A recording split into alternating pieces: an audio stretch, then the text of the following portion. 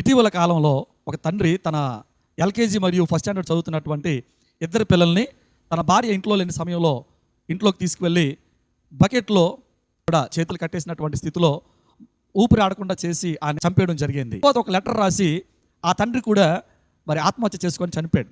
ఈ ప్రస్తుతపు పోటీ ప్రపంచంలో నా ఇద్దరు పిల్లలు రాణించలేకపోతున్నారు కాబట్టి తీవ్రమైనటువంటి మనస్తాపానికి గురై నేను చనిపోతున్నాను, ఈ చర్యకు పాల్పడినందుకు నన్ను క్షమించండి అని లెటర్ రాయడం జరిగింది. ప్రియమైనటువంటి తల్లిదండ్రులారా, మీ పిల్లల్ని ప్రేమించండి, వారు దేవుడిచ్చిన బహుమానాలు. ఒక తల్లి తన కుమారుడు చాలా దీనమైనటువంటి పరిస్థితుల్లో ఉన్నప్పుడు ఆ తల్లి తన కుమారుడిని ఎలా సక్సెస్ఫుల్గా పెంచిందో ఒక చిన్న స్టోరీ ద్వారా మీకు తెలియచేయాలని ఆశపడుతున్నాను. అమెరికా దేశం న్యూ జెర్సీ ప్రాంతానికి చెందినటువంటి థామస్ ఆల్వా ఎడిసన్ కొన్ని అనారోగ్య సమస్యలు ఉండేవి.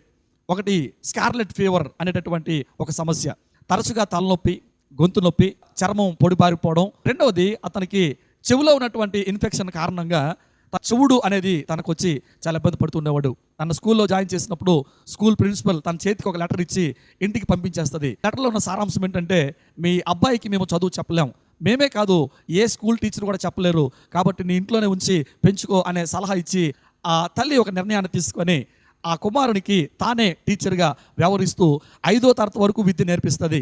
2 నెలలు మాత్రమే స్కూల్కి వెళ్తాడు, 5వ తరగతి వరకు మాత్రమే చదువుకుంటాడు. చిన్నప్పటి నుంచి తనకి ఎలక్ట్రికల్ మెకానికల్ రంగంలో చాలా ఆసక్తి, మక్కువ ఎక్కువ.